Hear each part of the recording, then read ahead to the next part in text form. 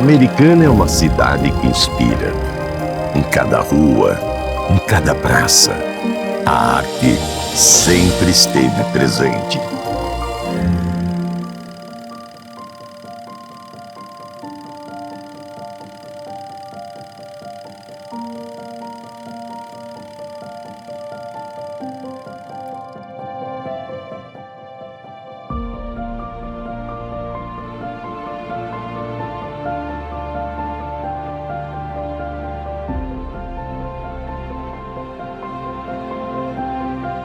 Essa estátua, ela é interpretada pela própria família Miller como sendo o andarilho ou o peregrino, que após uma longa caminhada em vida, se senta para o descanso eterno. Nossas raízes musicais ecoam no tempo. Foram fundamentais para construir nossa identidade e deixaram um legado profundo. Os primórdios artísticos aqui de Americana, a gente pode primeiro citar a família do maestro Silvino de Oliveira. Acho que é a primeira família que vem com uma erudição, com um conhecimento numa área artística. Contribuíram muito na formação musical. Eles lecionaram músicas, instrumentos para muitos moradores daqui. A família Benincase é um verdadeiro celeiro de talentos. De geração em geração, multiplicam-se habilidades artísticas, mantendo viva uma herança criativa que marca a história de Americana. O cine mudo, quando veio, para embelezar um pouco mais, né, a sessão, para não ficar monótona, eles contratavam a orquestra do Germano Benincase. E o Germano tinha vários instrumentos e tinha moças que tocavam piano. Os alunos do meu pai que tocavam lá no cinema, entendeu? Que foi Dona Zezé de Matos, a Rosinha Truzzi e a Nair Feula. que a Fela era o dono lá do cinema, né? A Dora começou a estudar piano e a primeira apresentação que ela fez ao piano, ela tinha 3 ou 4 anos. Ela era uma pianista, era uma exímia pianista. E o meu pai era um exímio violinista. Eu cansei de ver os dois tocando juntos, né? Meu pai foi amigo de Carlos Gomes, das irmãs, de todos aqueles músicos bons. Nossa, Vila Lobos começou a reger. E meu pai estava na plateia assistindo. Aí ele disse, Dora, eu assistindo lá Orfeão, aquela maravilha lá de Orfeão. Vila Lobos vira para mim, maestro Benincassi mostrou. Mandou ele reger, continuar regendo.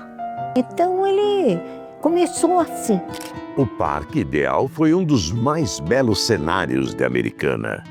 Um espaço onde a natureza se encontrava com a vida e onde toda a cidade se reunia para celebrar seus momentos inesquecíveis.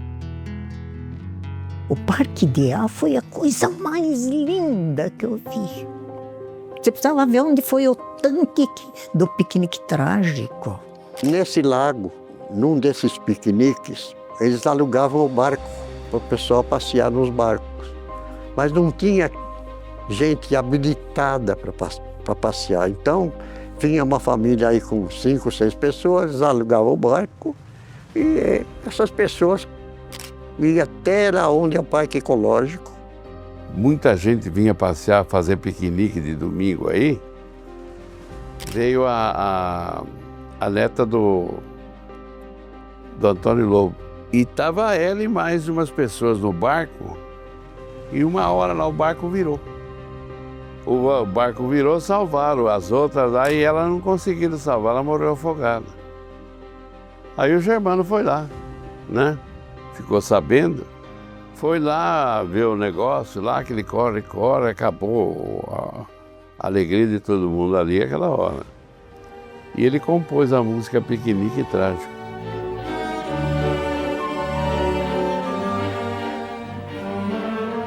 E o Piquenique Trágico foi uma peça, uma obra que, assim, ela foi tocada nos 4 cantos do mundo. E eu me lembro que isso foi nos anos 70, meu pai tinha um radinho. Eu não sei onde ele descobriu isso, ele chegou e falou, hoje à noite às 9 horas, a BBC de Londres vai tocar o Piquenique Trágico. Para alguém que compôs uma música lá nos anos 20, essa música cruzar o mundo, então isso tem uma importância muito grande pela composição. Mãe, como eu gosto de você. Que saudade eu tenho de você. Me lembro quando era pequeno, mar sabia andar.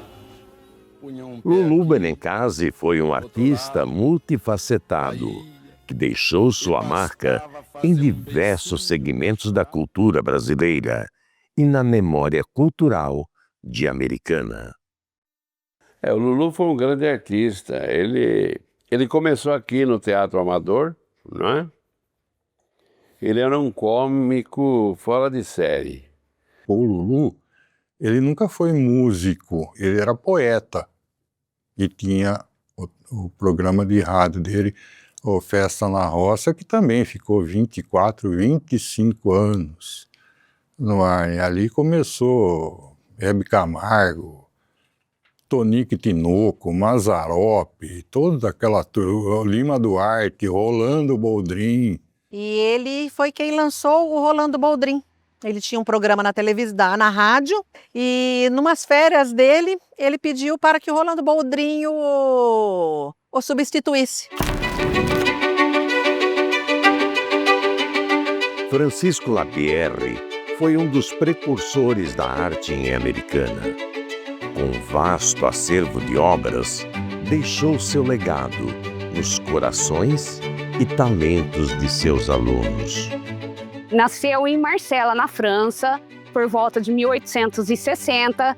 Ele se formou como dentista e também na Escola de Belas Artes, na França, sendo reconhecido como o primeiro dentista de Vila Americana E em 1905, ele já havia aberto uma escola de artes, né, de pintura em tela e de escultura em gesso, onde ele ministrava aulas gratuitas para moças, né? Ele era muito bom, ele falava pouco, ele era muito simples e ele era quietinho, ele era meio humilde, sabe? Cada aluna dava contribuía com um pouco por mês, levavam ele em médicos, que ele era sozinho. A data que ele mais considerava na vida era 14 de julho, que é o dia da tomada da Bastilha. E ele, como francês, né, fervoroso que ele era, ele tinha muito orgulho dessa data. E nessa data, as alunas também levavam doces, guloseimas. Os primórdios de quando ele começou a formar a escola de artes aqui em Americana, que então é um pioneiro e meio que caminhando sozinho nesse segmento artístico, de algumas solicitações na Câmara Municipal com relação a isenções ou até mesmo de incentivos, né? Porque era uma primeira escola de arte pictória, né? De professor de pintura.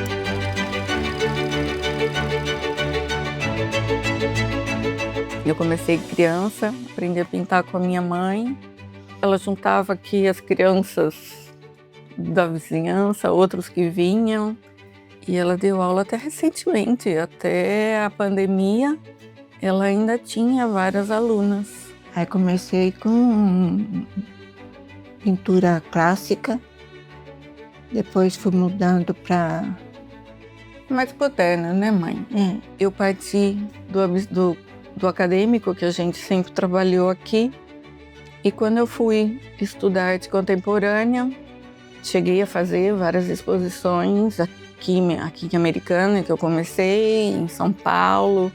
E quando eu fui para Espanha, casei, vivi lá, eu fiz um caminho inverso. Eu voltei para pintura ao ar livre, coisa que é quase um resgate do que ela começou. E eu fui acabar lá. Consegui desenvolver o meu trabalho contemporâneo, fui premiada com isso também. Muito orgulho. Muito, muito mesmo. A senhora tem orgulho de mim, mãe? Deixa aqui. Como não? Eu era funcionária pública estadual, por questão dos filhos que estavam precisando da minha atenção, eu saí do trabalho. E nessa ocasião eu peguei e falei assim, já que eu vou ficar em casa, então eu vou voltar a pintar. E aí foi quando eu comecei com a Terezinha. Ela é uma pessoa muito boa, é ótima. E como professora também. Quando eu era criança, tinha um tio meu, que já é falecido, ele morava no fundo da minha casa. E ele tinha o hábito de pintar pratos, mas ele não pintava e queimava assim. Ele pintava, deixava um tempinho, lavava, pintava de novo por cima. E eu, nessa época, já, assim, eu ficava vidrada vendo ele pintando. Então, eu já tinha muito desejo. Eu sei que teve um período que eu uni os meus alunos, que eram particular, mais a um projeto da prefeitura, que era o Arte na Praça. Nessa época, eu dava aula para 100 alunos. Por mês.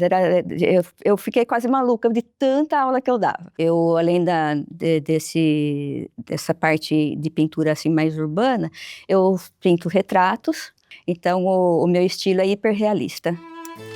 Cida Milani é mais um exemplo de talento que marcou nossa história. E em cada tela, deixou impressa sua expressão única e a força de sua personalidade artística. No fundo, a arte para Cida, ela era assim, uma parte da alma dela. E ela não era uma pintora assim que... Ela era autodidata. Ela começou mesmo pela força de vontade, pela beleza da alma, desenvolver essa parte artística dela. Cada quadro que ela pintava, ela chamava a gente para dar uma opinião. Porque ela era uma criatura, sim, elevada tanto quanto as obras dela. Uma pessoa maravilhosa. A ceramista Leila Mirandola molda a argila com extrema criatividade, criando peças que se tornaram referência na cerâmica artística. A Leila Mirandola, uma ceramista, uma artista assim, extraordinária, das mais importantes do país. Isso está impregnado na minha alma, a arte.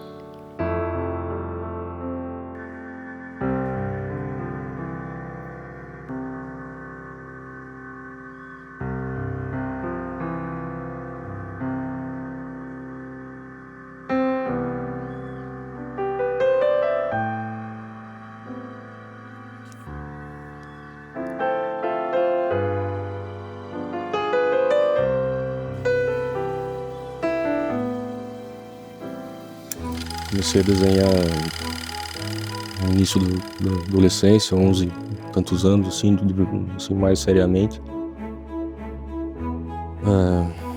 Fiz cursos vários assim, de desenho aqui e ali, assim, mas nunca há muito tempo também. Eu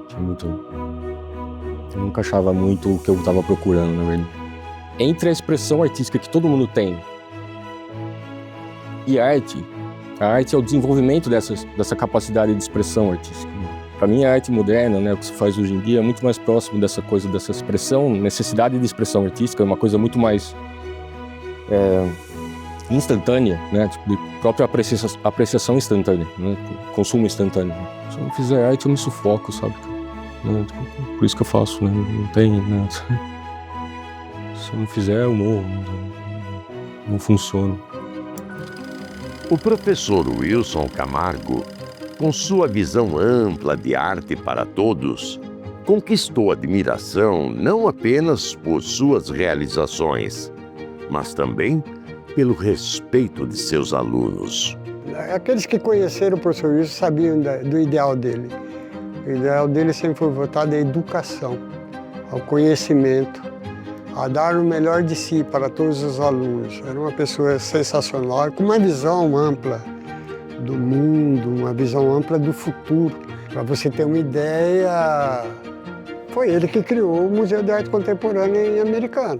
Ele tinha uma visitação muito grande, era bastante conceituado o nosso museu na cidade de Americana. Monsenhor Nazareno Maggi foi um grande incentivador de talentos, despertando habilidades artísticas e revelando dons ocultos nas pessoas de nossa comunidade. Ele incentivava a formação de grupo teatral, com certeza um grande talento que americano, não era um americanense, mas que de coração se tornou, né? Que a Americana teve o privilégio de receber, né? A Igreja Matriz de Santo Antônio, quando ela estava rebocada, semi-pronta, o cônego trouxe 2 pintores da Itália, os irmãos Gentili, que fizeram que você olha assim naquelas imagens, parece que ela vem, né, seu encontro. Tão perfeito que é. O Monsenhor Maggi estava pintando a igreja, e aquela estampa que está na parede, aqueles quadros que está lá, aquilo é tudo passagem bíblica. Então o Monsenhor lia uma passagem bíblica para o seu Pedro Gentili, o Pedro Gentili captava aquilo, depois ele passava no papel, entregava para o Monsenhor Nazareno Maggi, para ele aprovar. Aprovava, aí ia para a parede. O pintor principal era o Pietro Gentili, né? E o irmão dele, o Uderico, ficava ali fazendo a base, né? As outras decorações um pouco mais simples, assim, né? E o Pietro Gentili, ele faleceu, dizem, né? Até por conta da contaminação com a própria tinta. E o seu irmão, então, ficou incumbido de terminar alguns quadros que faltavam, né? Inclusive, ele deixou um quadro inacabado. O Monsenhor Maggi fez questão de deixar esse quadro inacabado, né? Que é simbolicamente, assim, um quadro sobre a morte de São José. Então, essas as passagens que a gente conviveu com elas.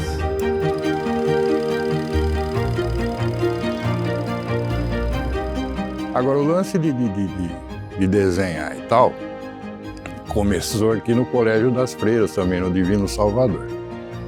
Eu vi umas coisas diferentes. Eu peguei e falei, vamos ver o que está acontecendo, né? Cheguei lá, tinha uns cavaletes de pintura. E eu olhei lá e tal, falei, legal. Aí comecei a fazer umas aulas de pintura, lá, óleo sobre tela e tal, né? Mas aí eu tomei gosto pela coisa do desenho.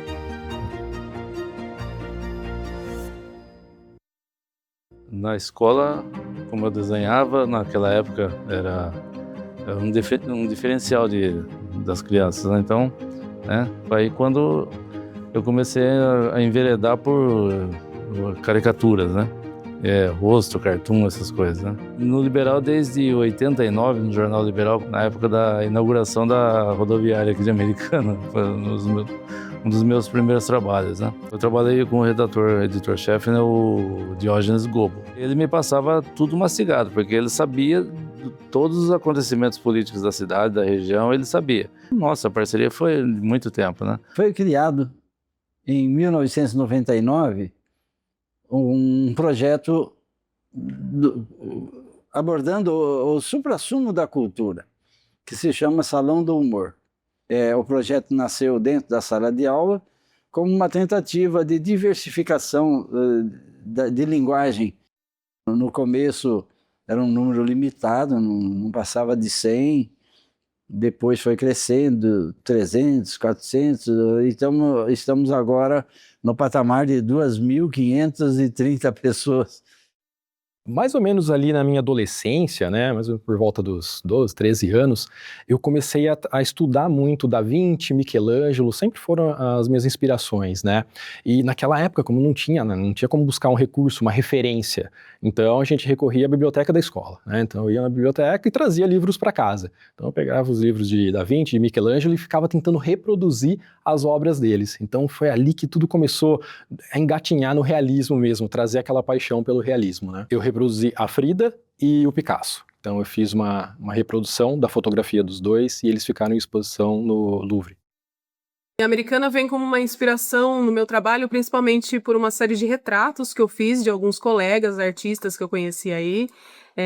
Então, eu acho que esse movimento da cena independente artística de Americana foi muito forte, muito especial para mim e muito importante para eu desenvolver o meu trabalho. Então, com isso, eu fiz alguns retratos de algumas pessoas de Americana que para mim significam muito e vem uma inspiração bastante da cidade, do grupo de pessoas que eu conheci ali.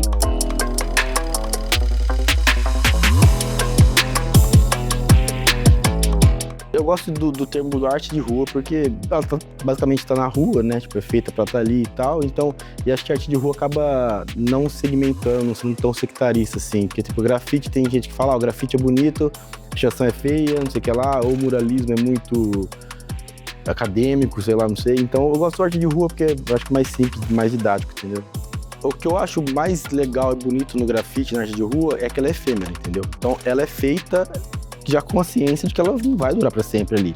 Alguns trabalhos, por exemplo, em locais cobertos, que não pega chuva, não pega sol, acaba durando mais, né? Eu acho que a arte, inevitavelmente, ela não pode te deixar ileso. Tipo assim, você olhar aquilo e, tanto faz, e virar as costas. Eu acho que ela tem que... A arte, ela tem que, de alguma forma, querer te impactar, mas não necessariamente ela ser impactadora, entendeu?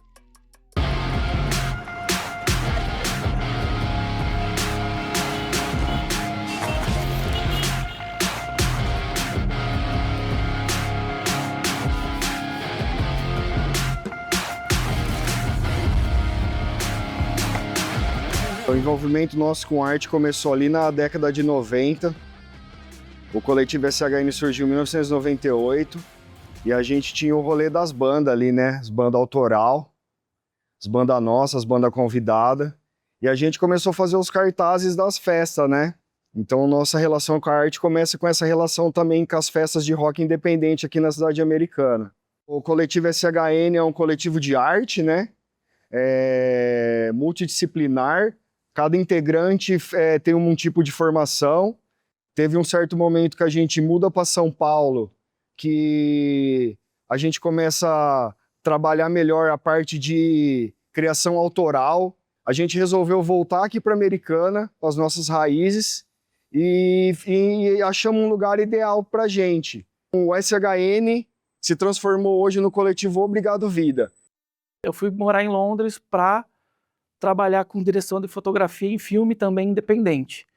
E aí eu tive uma experiência muito bacana lá, tive acesso a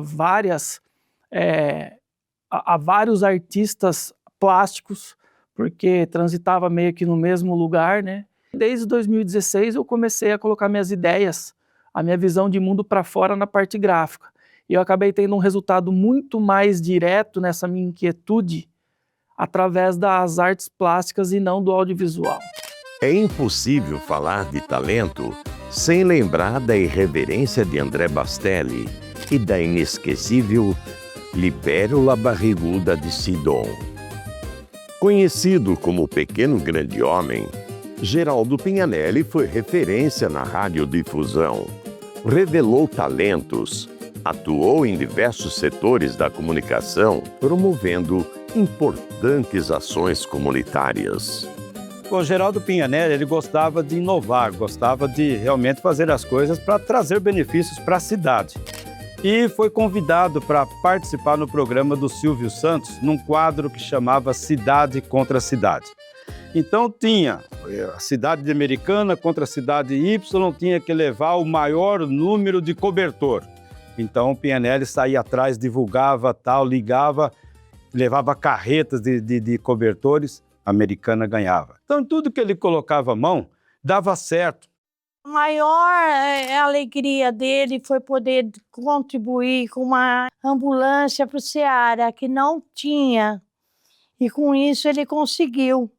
Isso deixou ele muito feliz. Ele fazia todo ano a chuva de pétalas. Então o saguão da rádio ficava lotado. Que a gente ia lá no aeroporto, levava tudo isso lá, um caminhão, o pessoal doava caminhão, levava lá, enchia o avião. Nós tínhamos que dar 7, 8 viagens no avião do Salvação naquele tempo. Olha, eu comecei no rádio frequentando os programas de calouros do Pignanelli na antiga Rádio Clube de Americana, que ainda era na rua 30 de Julho, bem ali ao lado do Bar Garoto. Ganhava às vezes não ganhava, e eu comecei por aí. Com isso, o Pignanelli falou assim, espera aí, vamos começar a fazer o show aqui no Cine Cacique.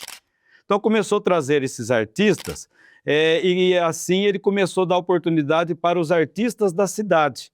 Então tinha o show de calouros dentro desse quadro que ele tinha ali, que ia trazer artistas da cidade. Muitas pessoas passaram por ali. O Pignanelli estava lá fazendo o programa de calouros e tinha um cara que acompanhava com violão. Quando o violão foi acompanhar, não acompanhava nada e ficou ali. Aí o Enoque ouviu, falou assim, toca aquela música aí, o Pignanelli falou ali. Aí a minha veio cantou a música. Não pode ser de moça, boa aparência, de secretária. Ele acompanhou lindo, aí o Pignanelli falou assim, ó, vocês vão acompanhar meus calouros a partir de hoje. Ali, rapaz, enchia o Cine Cacique, sabe? Assim, eu não lembro se era 800, 900 lugares que tinha, mas lotava, o pessoal ficava nos corredores e tal. Então, uma coisa de louco, era muito importante. Geraldo Pignanelli, um cara importantíssimo. Desculpa. Na minha vida, sabe? Emociono porque muita história. Ele deu oportunidade para muita gente que gostava de fazer arte, dançar, cantar, compor. Eu era criança, assistia os programas de calouro e tinha 2 tias minhas que cantavam ali, a Marina e a Marlene. A Marlene era o grande expoente da cidade. Comecei a fazer abertura para os artistas de fora, tipo Vanderlei Cardoso, Gerry Adriane, assim... Ele trazia de fora e eu fazia abertura. Inclusive, teve uma época que ele me mandou para a TV do programa do Raul Gil, para me apresentar como caloura lá. Eu tinha, na época, 17 anos. E eu fui para lá através do programa de calouro do Geraldo Pignanelli. Eu ganhei como prêmio e eu fui para lá. Ele me inscreveu lá. Então, eu só tenho coisas boas, lembranças boas do Geraldo. O Coro de Santo Antônio é prova de como a arte brota na fé da comunidade, revelando talentos e eternizando vozes que ecoam pela nossa história. Monsenhor, além da parte religiosa, ele criou o Coro Santo Antônio em 1949 Ele criou também o Coro Santa Cecília, nasceu ali com ele. Isso incentivou a cena, vamos dizer assim, a cena cultural da cidade. Quem canta seus males espanta, quem canta ora ao Senhor, quem canta reza em dobro, quem canta alegra o Senhor. Em 84, o maestro Parcival Módulo estava voltando para o Brasil. É um americanense que estudou música há muito tempo na Alemanha e ele estava voltando para a cidade e foi então convidado a montar uma orquestra sinfônica de Americana. Já tem mais de 40 anos e está constituída. Atualmente o maestro é o Álvaro Peter Levitz.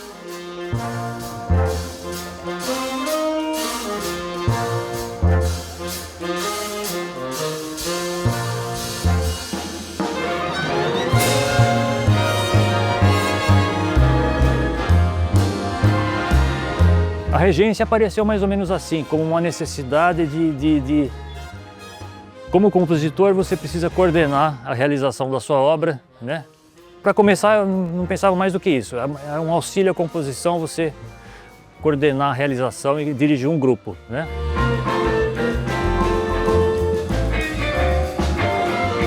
Existia a banda do padre, existia a banda de Carioba, e eles tinham muita vontade de constituir uma banda municipal. E assim aconteceu. O maestro Zezinho, que por 25 anos foi regente da banda municipal.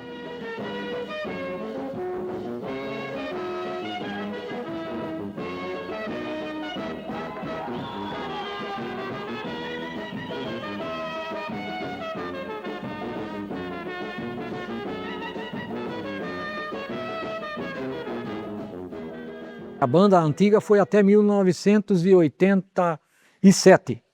Ela terminou em 1987, a banda municipal. Aí passou a fazer concurso, teve que fazer concurso da nova banda, né? Aí eu prestei o concurso, passei em primeiro lugar, entendeu?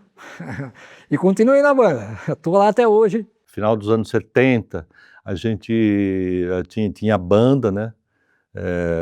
Vivia com a música, eu era percussionista, aí montamos a banda Flor na Pedra, participamos do primeiro festival de Americana, que era no Rio Branco, depois foi pro Circo Teatro.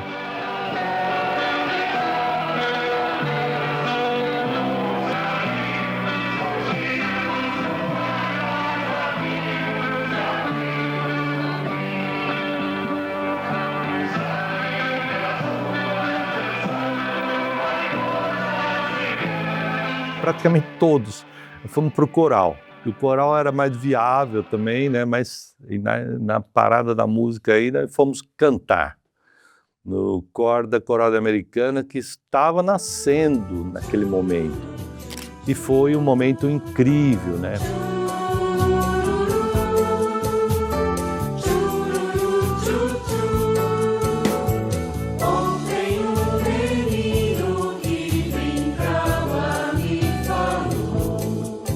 O grupo já fez 40 anos de atividades, também é uma responsabilidade, né?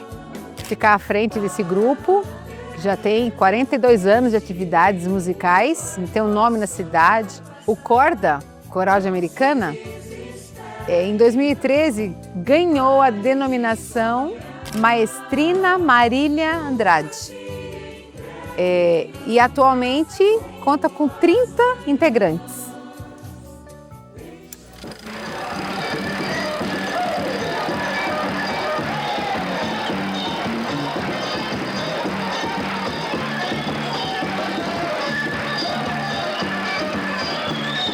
O ano eu não lembro bem, acho que era 77, por aí, 1978. Eu tinha a loja, como te falei, do Grilo Disco, na rua 30 de Julho, e vendia instrumentos musicais. E o Enoque, entrando na loja, viu aquela sanfona, achou bonita, perguntou se era boa. Falei, não entendo de sanfona, só você experimentando. E ele experimentou. Quando ele experimentou essa sanfona, eu falei, meu Deus, quem é esse cara? De onde surgiu? Na hora eu ofereci um cachê para ele, porque ele falou que tinha um trio, para fazer um show no sábado. Lotou que uma loucura, fechava a rua. Ali o calçador em frente ao grilo desse não passava mais ninguém, só grilo desse. Aí com isso ele vendia muito, porque o povo não conhecia forró na rua assim, nós tocava na frente e nisso tem disco e tudo, o povo saía comprando os discos. E ele foi tocar em Piracicaba na faculdade, Osaic, não sei como é o nome, pois é. Várias faculdades. A gente começou a tocar lá, de lá a gente foi para a Unicamp. Da Unicamp levaram a gente para a fazenda do governo em Pirassununga, e de lá que surgiu a USP. Quando chegou na USP, a gente tocou uma festa na USP, deu muita gente. Até o Mick Jagger veio no Forró de Pinheiro, lá com a gente. Ele disse na Veja que a coisa mais linda que ele achou no Brasil foi o Forró do Virgulino. Aí nisso aí surgiu o Forró Universitário.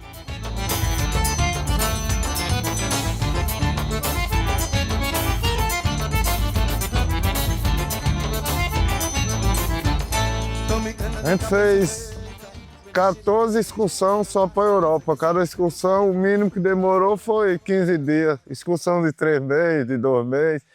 E a primeira viagem foi para São Francisco.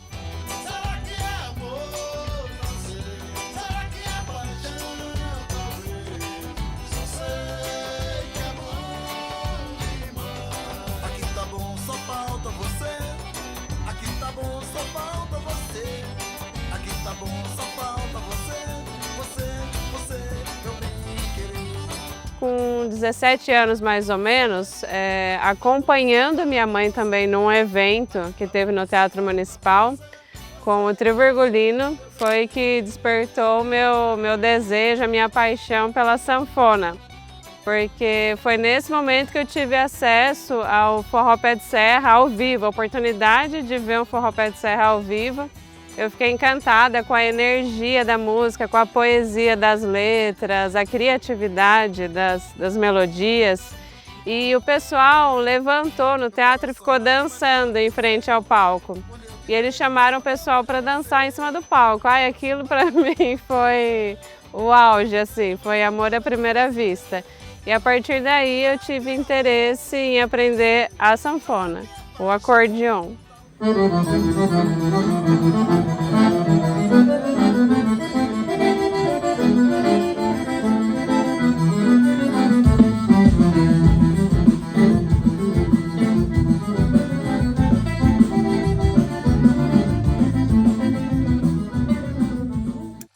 Rodrigo José, de Americana para o mundo. Seja muito bem-vindo, Rodrigo José. Vem aí um novo rei do brega.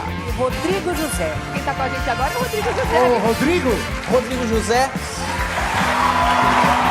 Eu decidi abandonar minha profissão, a engenharia, o emprego que eu tinha, para tentar uma carreira séria musical. E aí gravei meu disco aqui na minha casa, no porão de casa, sem muitas condições de pagar produtor, de pagar grande estúdio. E depois a gente gravou um videoclipe pelas ruas da cidade de Americana, e esse videoclipe acabou viralizando na internet, e com isso a gente acabou sendo convidado para os maiores programas de TV, Faustão, Altas Horas, Fátima Bernardes, enfim. E a gente conseguiu uma projeção bacana que nos deu condições de viver da música. Desapareça o mais depressa que puder. Me deixe em paz e vá viver onde quiser. É o bastante pra que eu viva bem. 1979. Assim foi a abertura do primeiro Festival de Música Popular Brasileira de Amadores de Americana.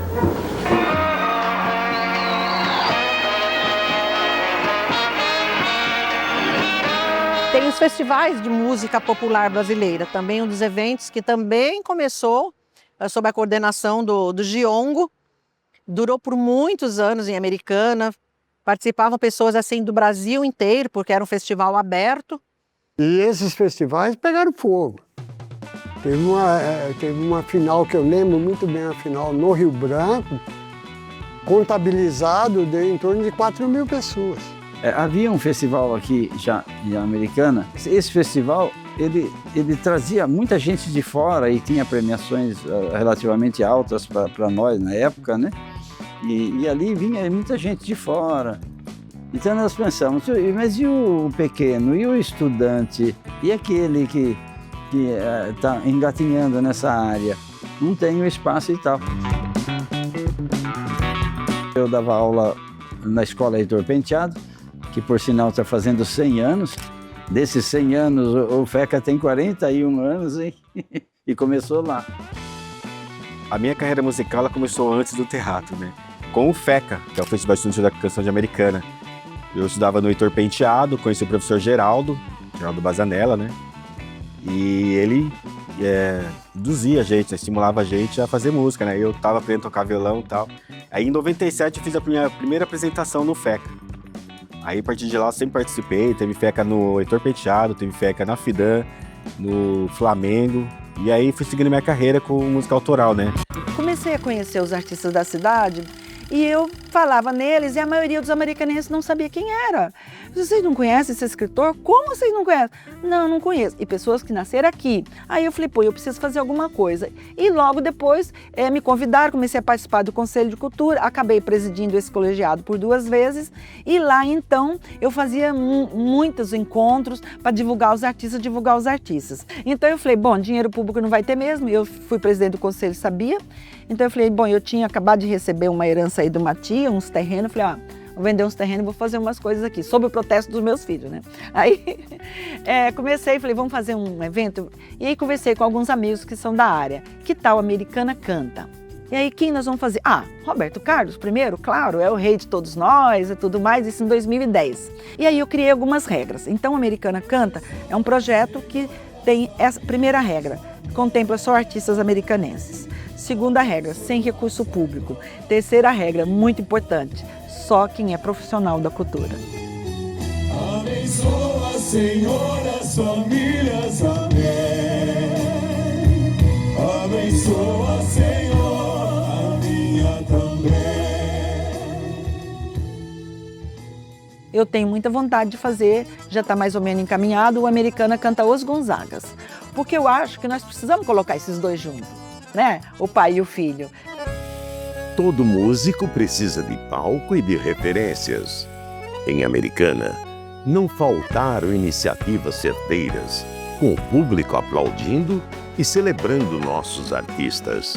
Vamos citar o caso aí de vários artistas que aqui estiveram e não eram tão conhecidos e acabou sendo conhecido no país, né? Então a gente fica muito feliz, né, dessa festa proporcionar, né, crescimento na área da cidade, no estado, no país e até fora do país. Juca Jazz Festival, a arte que vibra ressoa ao vibrar. Juca Jazz Festival é nossa essência em tom musical. Eu me inspirei no Blue Note. Falei, eu vou fazer um movimento cultural aqui, fazer um programa de jazz, mas nessa pegada do Jazz Club. No segundo ano já do Juca Jazz, já fizemos um festival, uma semana inteira de festival, em vários bares, teatro. Foi um sucesso e colocamos já no cenário do Jazz Day. Em 2019 levamos para a rua, levamos para a praça. E aí, a partir da praça, ele se tornou um movimento multicultural, né? I'm in heaven, and my heart beats so that I can hardly see, and it seems to find the happiness I see.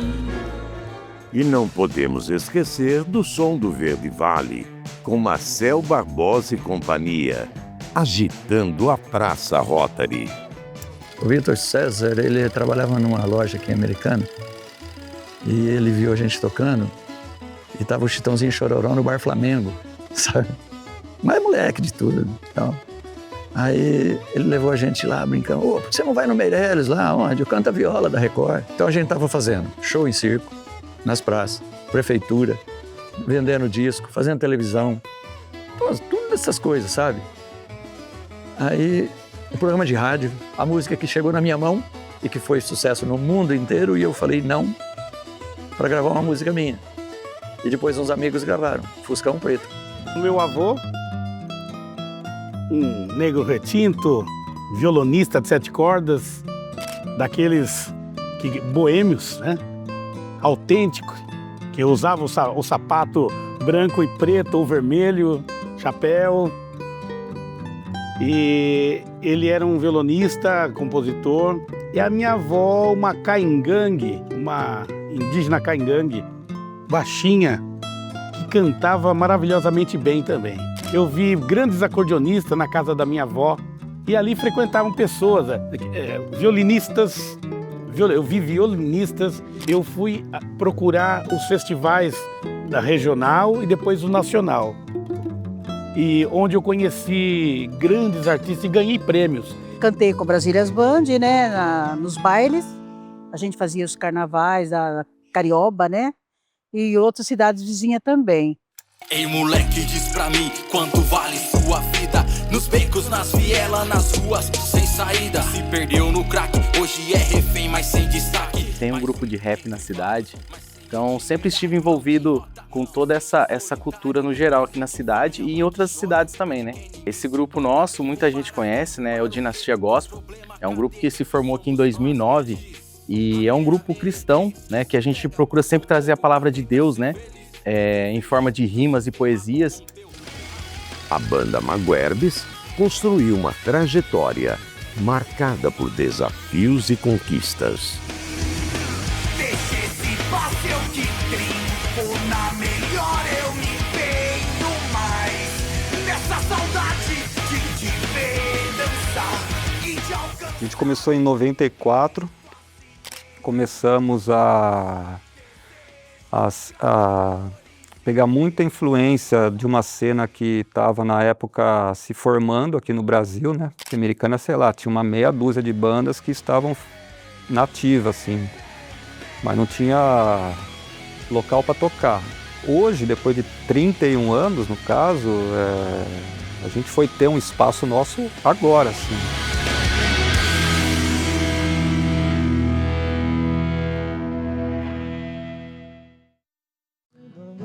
O hino de Americana nasceu da inspiração de um americanense que buscou nas raízes da cidade para compor nossa canção maior. Nasci das margens do rio Quilombo, junto à estrada de ferro. Foi assim, o começo de tudo. Comecei a garimpar famílias antigas aqui na cidade, né? E também comecei a frequentar a biblioteca, porque é onde tem os livros da Vila Americana, onde começou tudo. Montei as estrofes, tudo bonitinho, depois eu coloquei a música em cima.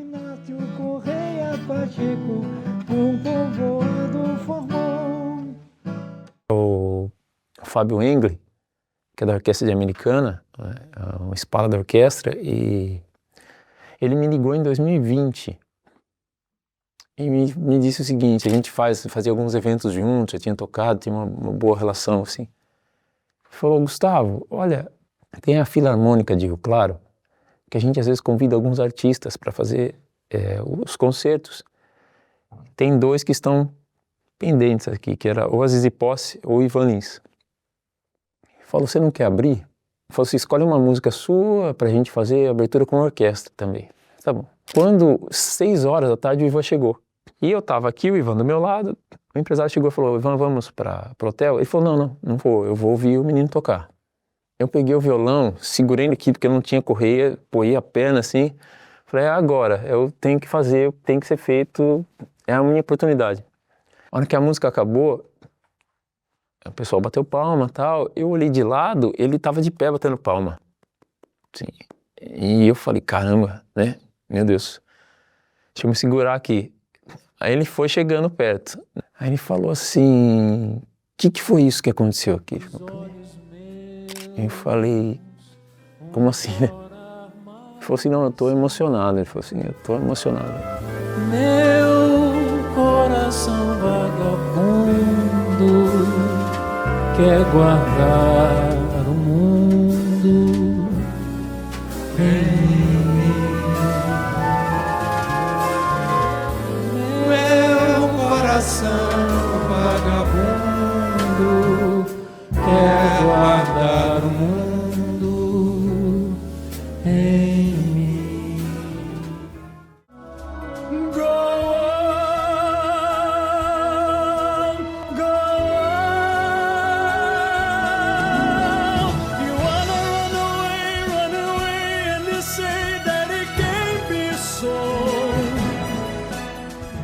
eu tive contato com a música clássica através do meu pai com 8 anos. Então, quando despertou a voz lírica, a voz de ópera, quando eu estava com 12 para 13 anos, eu já sabia o que era. Então, com 15 anos eu decidi, vou fazer isso, eu quero estudar isso. Com isso, eu fui para o programa do Raul Gil, com 17 anos, ganhei o programa do Raul Gil, que me deu visibilidade fora do Brasil, e quando eu recebi o convite para ir para a Rússia. Então eu me mudei, saí do Brasil para ir para São Petersburgo quando eu tinha 22 anos.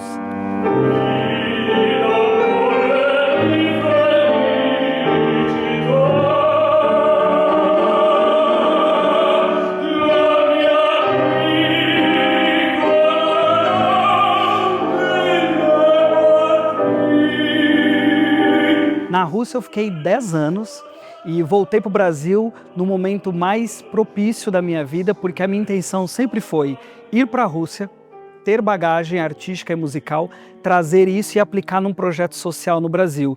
Esse projeto que hoje eu lidero se chama Música Clássica Sim. Ele vem exatamente dar a oportunidade às crianças daquilo que aconteceu comigo com o César de 8 anos.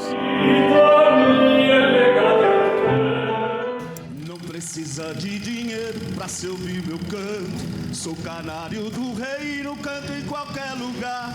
Não precisa de dinheiro pra se ouvir meu canto. A Americana sempre eu tive aqui, eu levei ela junto comigo onde eu fui.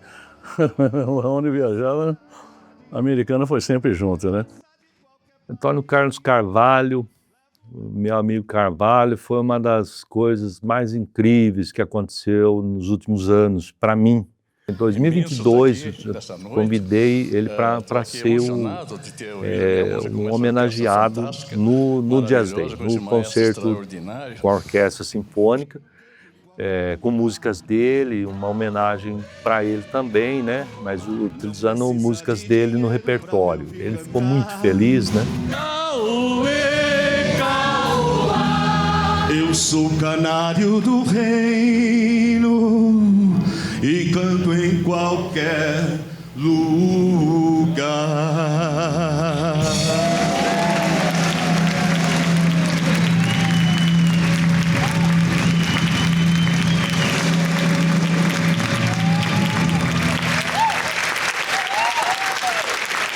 Muito obrigado, pessoal.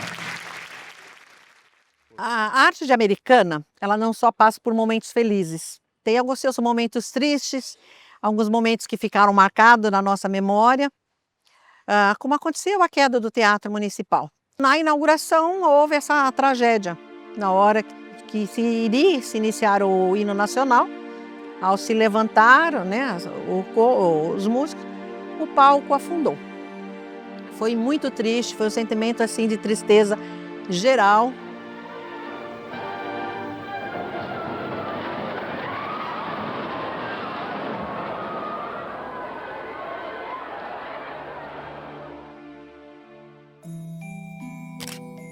As artes cênicas de Americana nasceram nos porões das igrejas e, com a paixão e resiliência de seus representantes, ganharam holofotes, palcos e os aplausos da cidade. O teatro amador, ele era feito assim, por exemplo, no Cine Glória, não é?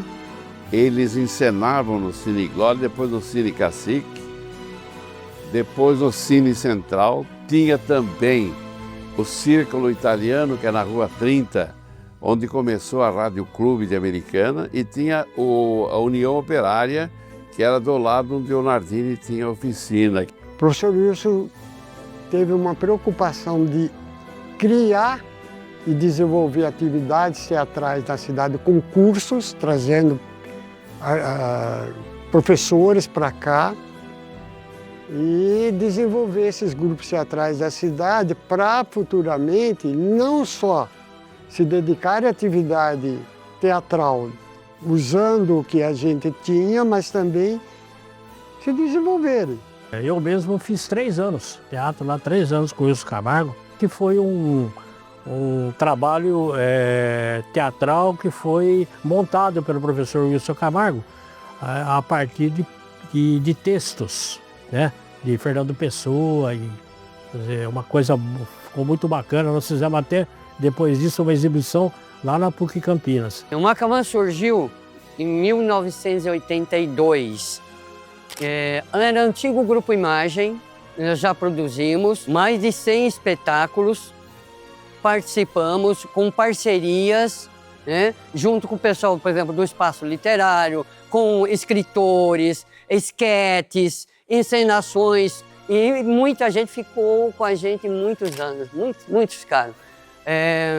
Sempre foi o perfil do Macamã, muita gente. Por que você vai e volta cantando nas romarias? O trote desse seu cavalo é macio.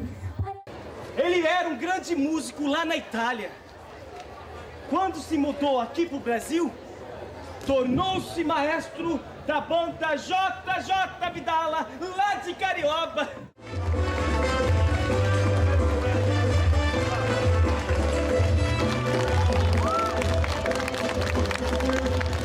O Cessa Rua, especificamente, era um projeto super interessante que nós criamos, que era não só valorizar a área cultural, como musical, teatro, valorizar as pessoas também. Então, através do Mel, que fazia um estudo, né, uma pessoa que trabalhava conosco, junto com a Glaucia e com o Beto, estudávamos, vamos fazer o Cessa Rua fosse minha na rua fulano de tal.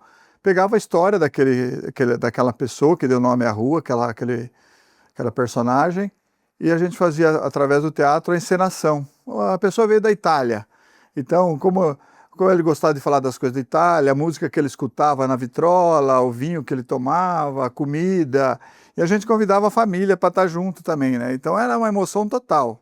O Fábrica das Artes ele surgiu em 2001 por iniciativa do GTT, Grupo Teatral Talento, do qual eu faço parte, em parceria com o Grupo Macamã Arte e Cultura, que é o grupo do professor Beto. Na oportunidade, tanto nós quanto o Macamã estava sem espaço para ensaios, a gente ensaiava no anfiteatro do Colégio João 23 e a gente perdeu o espaço. Eu propus ao Macamã, né, num momento de conversa, vamos nos unir e criar um espaço para a gente poder dividir esse espaço para ensaios, para apresentações, e foi aí que surgiu o Fábrica das Artes. Nós somos reconhecidos hoje como um ponto de cultura pelo Ministério da Cultura, né? A gente é cadastrado como ponto de cultura. Já formamos mais de 1.300 alunos aqui. Eu acho importante dizer que ter começado a fazer teatro com 12 anos no Fábrica das Artes Americana foi crucial na minha vida. E ali, logo no começo, eu já entendi e decidi que eu queria fazer teatro, que eu queria ser atriz. Então eu fui para São Paulo, fiz um curso profissionalizante, depois em 2011 para 2012 tive a felicidade de passar no vestibular da IAD, da Escola de Arte Dramática na USP, e estudar lá, fazer um curso público de teatro, né, que foi muito importante na minha formação. Foi quando eu terminei a Escola de Arte Dramática, em 2016, eu manifesto para o mundo a minha transição de gênero, e que foi uma virada muito grande na minha vida. E em 2017 eu entro para o elenco da série 3% na Netflix com Marinas, né?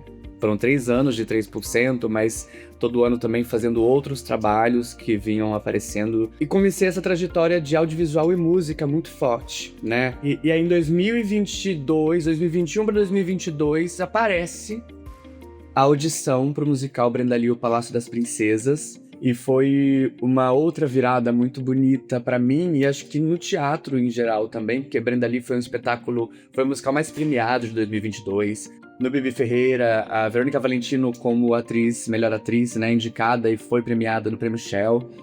E ali eu tive a felicidade também de receber os meus primeiros prêmios como atriz, né, o prêmio de melhor atriz coadjuvante no Prêmio Bibi Ferreira e no Prêmio Destaque Imprensa Digital. Eu montei grupos teatrais. Primeiro, um grupo só para apresentar peças infantis, para poder, como um teatro Mandembe, ir até as escolas. Eram muitas crianças com a peça O Rei Mentiroso. Depois disso veio outras, né? E ao mesmo tempo passei a atuar na produção dos espetáculos de balé, quando começou a ter inovação da forma de se fazer apresentação de balé.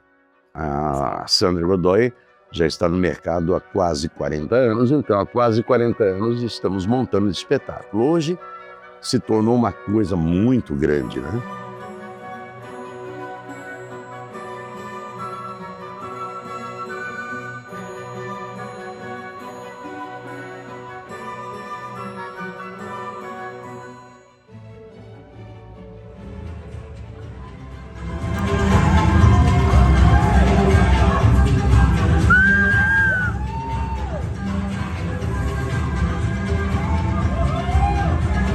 Eu comecei lá no SESI, quando a minha mãe encontrou uma escola de balé na minha escola.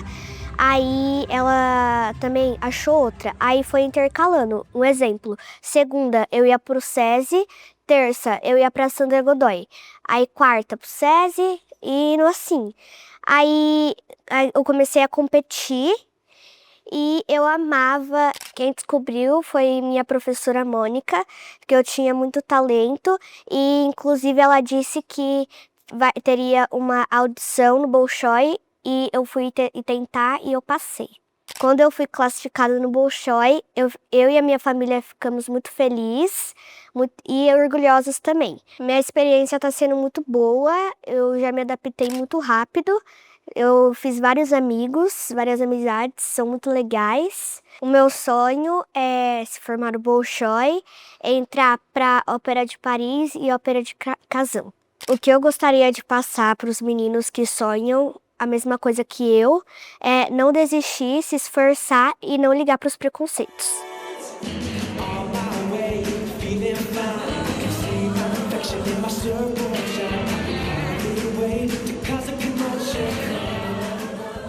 Começou em 82, 83. Iniciei aqui em Americana mesmo, no Centro de Danças Sheila Dena do Vale. Eu fiz mais parte do Twist, da Eliana Favarelli, né? Que antigamente a Eliana tinha o Magia, cia de dança que eu participei. Dançamos na TV Cultura junto com o grupo dela, tudo. E evoluí, né? No que é a minha paixão ainda, sempre foi a dança, né? Eu queria mandar um recadinho para as pessoas, né? Pode mandar. Que nunca dançaram e que tem vontade de começar a dançar. Olha, nunca é tarde, né? Cada um do seu esquema, cada um na sua pretensão, né?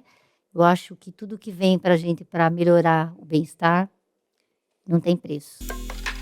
Nossos talentos expressam seus estilos e linguagens em múltiplas atuações artísticas e culturais. A cultura hip hop, ela atua aonde o Estado falha. Sempre foi assim.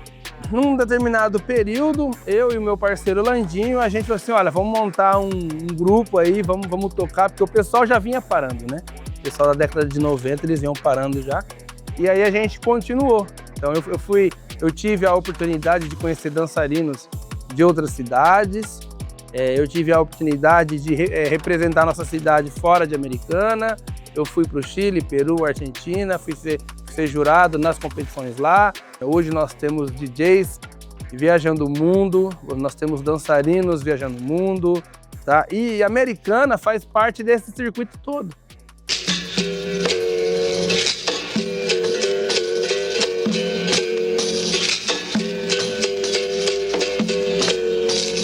A associação é um ponto de cultura reconhecido aí desde 2016 na cidade, né?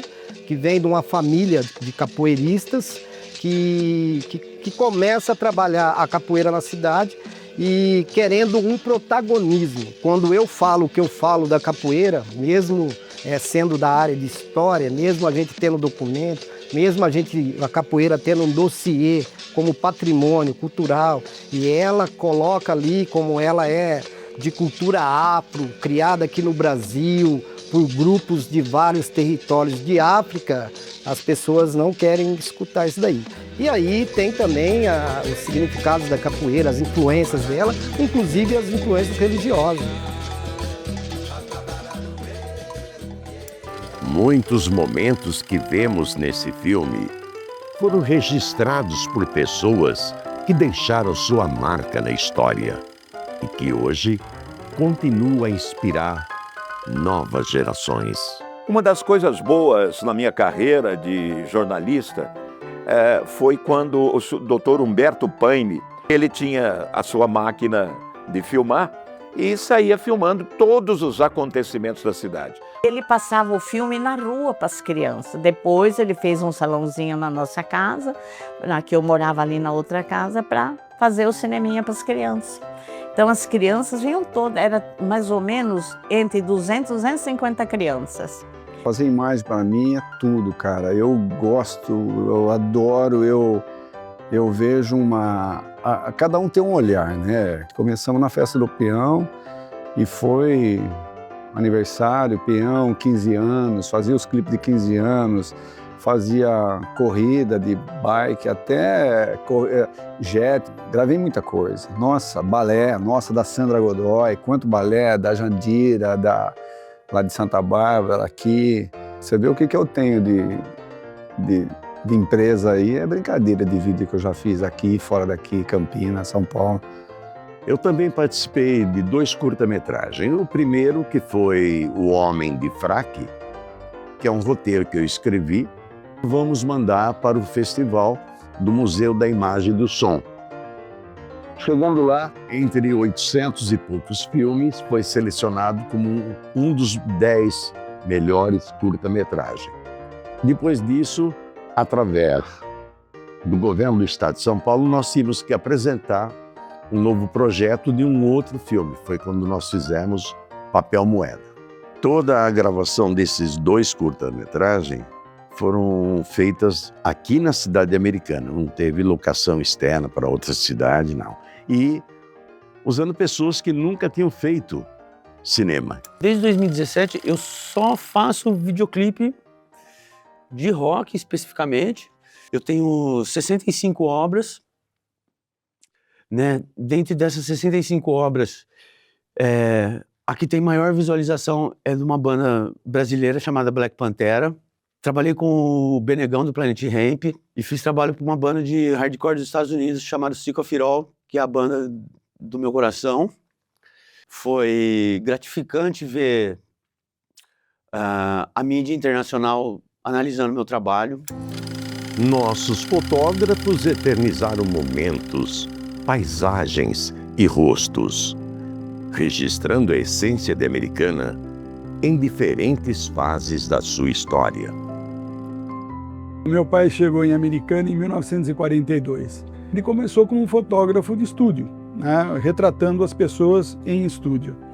Fazia fotos para documento e depois casamento, essas coisas. Chegava num baile de carnaval, por exemplo, você podia fazer uma foto. Você imagina se disparar um flash cheio de pólvora ou cheio de magnésio ou fumaceira, que nem ia fazer meia hora para sair a fumaça, todo mundo se abanando, janela aberta, porta aberta. Então chegava ali, o pessoal, de repente alguém falava, olha a foto, o pessoal parava, olhava, fotografava e saía. Em 1981 que eu comecei a fotografar como amador. Aí comecei a participar de alguns concursos, ganhei alguns prêmios, fiquei animado com a história. Aí falei, pô, é isso que eu quero. Aí me pegou a fotografia, sabe? Então eu comecei profissionalmente fazendo já capa de revista. O Memória Viva da Americana foi extraordinário, porque eu consegui reunir desde aquela foto da estação lá de 1981 até 2011, né? Várias cenas do cotidiano de Americana. A arte de escrever também tem grandes representantes em Americana, que criam histórias, registram fatos e transformam a vida em poesia.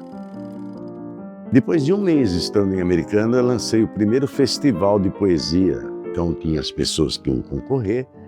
E hoje, para satisfação, ver que tem as mulheres que ainda mantêm o grupo Espaço Literário nativa. Eu conheci o Espaço Literário e conheci a Nelly Rocha Galassi, que se tornou minha segunda mãe, porque ela era uma pessoa encantadora, lírica, produzia aqueles poemas maravilhosos. O Espaço Literário tem uma norma de publicar a cada biênio uma edição que é chamada Via Palavra, Atualmente nós estamos produzindo a número 16, que reúne poemas, crônicas, contos de todos os pertencentes ao espaço literário. Eu já publiquei 3 livros e tenho mais 2 prontos para serem publicados. Na década de 60 e pouco é que eu comecei a fazer alguma literatura. Em 70 eu já tinha feito umas poesiazinhas, só vim fazer o segundo livro 27 anos depois, aqui. Eu tive uma inspiração, qualquer coisa, eu acho que eu tive uma conexão, alguma coisa espiritual. De hoje em diante, jamais vou vender um livro. E vou começar a trocar livro por cereais. Hoje eu estou no número 40. Um belo dia, eu olhando umas fotos, eu lembrei do vocacional. Eu vi umas fotos minhas lá da escola do vocacional. Falei, puxa vida, está aqui. Achei. Eureka, né? É isso que eu vou fazer. Eu vou resgatar a história desse ginásio. Porém, foi muito difícil porque nós não tínhamos documento disso. A própria ditadura militar acabou barrando, acabou dando fim nos documentos escritos que tinham do vocacional. Então, foi aí que eu resolvi fazer essa tese, resgatando a história do vocacional, exatamente com essa inquietação, com esse problema. Revolucionou e acabou? Como uma coisa revoluciona e termina? O seu Antônio Bertalha, que fez um livro primoroso sobre Carioba, Recordações de Carioba. Aí depois eu comentei com ele e falei, seu Bertalha, me desculpe, mas está faltando uma coisa nesse livro. Ele falou, o quê? O senhor não colheu a opinião das mulheres, os sentimentos femininos, das mulheres que ajudaram a construir essa trajetória linda dos cariobenses e tal. Ele falou, nossa, é mesmo. Sabe de uma coisa? Você escreve. Eu falei, mas eu não sou cariobense, né? Aí eu procurei algumas amigas que gostam de escrever, que são cariobenses. Não, quem vai escrever é você. Então eu comecei a procurar cariobenses que pudessem colaborar com as suas lembranças, com as suas opiniões, com as suas vivências. Nós criamos um grupo de quase 100 cariobenses e nós fizemos 8 encontros. E a gente ria e chorava nos encontros. Aí nasceu Carioba sob o olhar feminino. Como Carioba tem muita tradição de oralidade, né?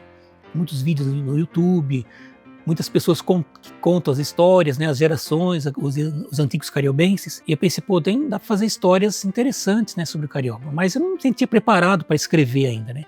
Então eu fui me aperfeiçoando, já escrevi 7, 8 livros, né, embora eu só publiquei 3.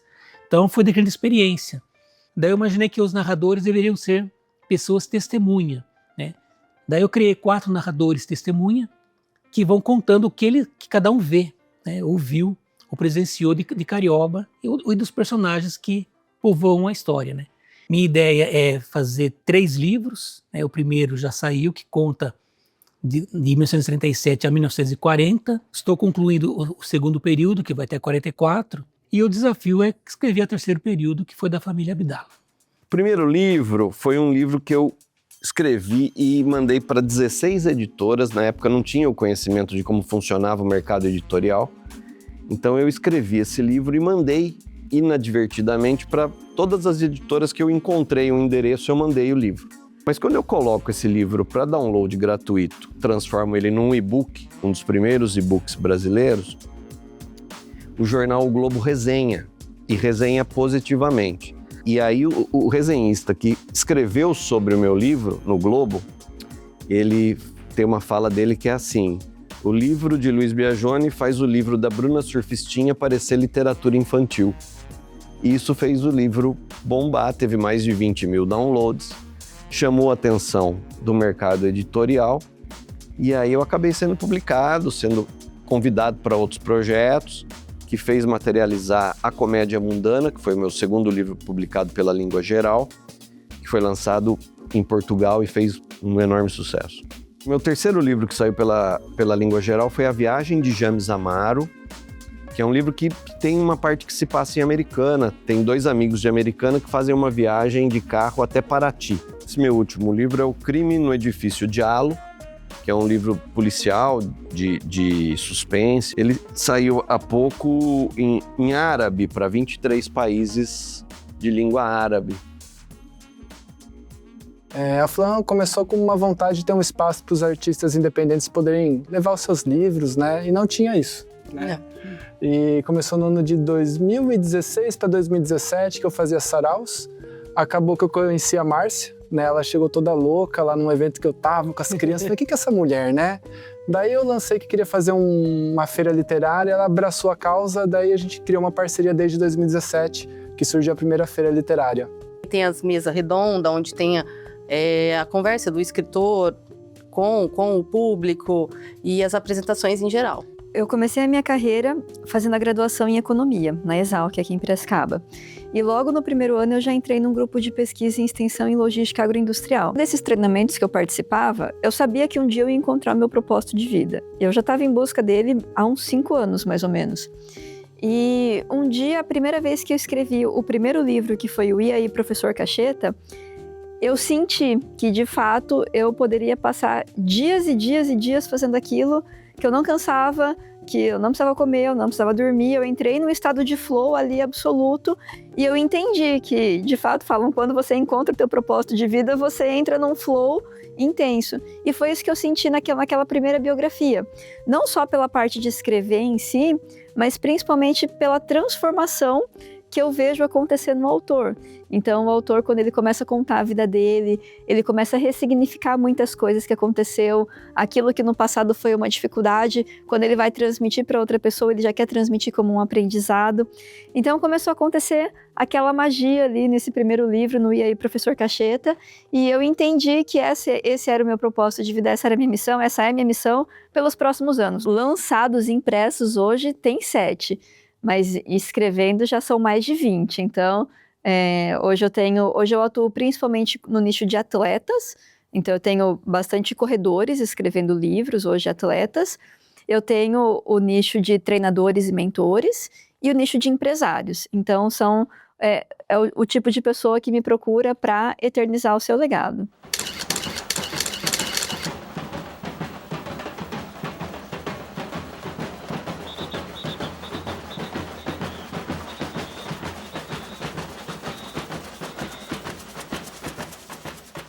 Os blocos musicais e as escolas de samba também fazem parte da alma cultural de Americana.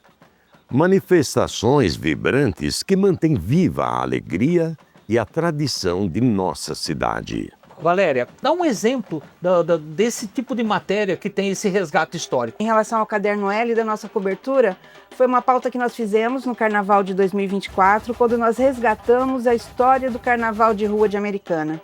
Então foi uma história bem bonita de ser contada e que a gente ajudou a eternizar, né? Nós publicamos, inclusive, com uma foto linda em preto e branco na capa do jornal, chamando para a matéria da interna do Caderno L. Foi um trabalho bem bacana, feito pelo repórter Gabriel Pitor, que fez um trabalho ouvindo várias pessoas que participavam do Carnaval. E além desse conteúdo de entrevista, a gente fez um resgate de imagens também que marcaram a época do Carnaval de Rua. Quem é de Americana sabe como era o nosso Carnaval de Rua e como isso acabou com o tempo. Na estação tinha uma porteira.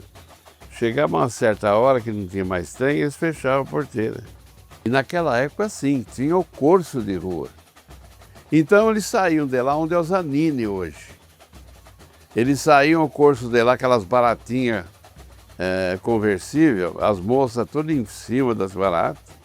Então foi um tempo muito gostoso. O Carnaval de Americana, ele era um carnaval assim, extremamente rico. Não no sentido das fantasias, não de riqueza financeira, mas de uma riqueza da criatividade, né? Dos componentes, dos grupos, dos blocos carnavalescos, das agremiações, enfim, né? Das escolas de samba. Eu tive o privilégio, vamos dizer assim, de ter participado da antiga escola O Meninão, né? que na sua última apresentação, né? No seu último desfile, foi, nunca me esqueço, a música do Chico Buarque, Apesar de Você. Então olha que era o samba enredo nosso, né? Apesar de você, amanhã de ser outro dia. Então era assim, né? Tinha o Meninão, tinha a escola de samba da Cor Denúncia, que na verdade sempre ganhava, né? Os desfiles eram muito criativa. Tinha também um bloco musical Salvação, né? Pé Quente, tinha o Bananeira, enfim, tinha uma série de blocos, de escolas de samba. Fiz carnaval no Clube de Carioba também, depois já de moço, né? Inclusive o último carnaval, que depois derrubaram o clube, eu estava lá nesse carnaval. Carnaval, sempre fiz as fantasias, fiz os carros igual, então eu sempre tive essa ligação, sempre. As escolas de samba que existiam, os blocos. A disputa, né? A disputa. Quem vai ganhar? O Carnaval do Rio Branco. Naquela época a gente ia nos matinês e à noite, e os dois em desfiles da escola de samba. Maravilhoso. Na minha época que eu estava no Salvação, que eu sou um dos fundadores do Salvação, começou na minha casa, durante 14 anos ficou na minha casa. Nós começamos com 50 pessoas. O desfile de Americana começava às 8 horas da noite e 1 hora da manhã tinha gente desfilando ainda, que era muito bem desenvolvida. E a cidade fervilhava.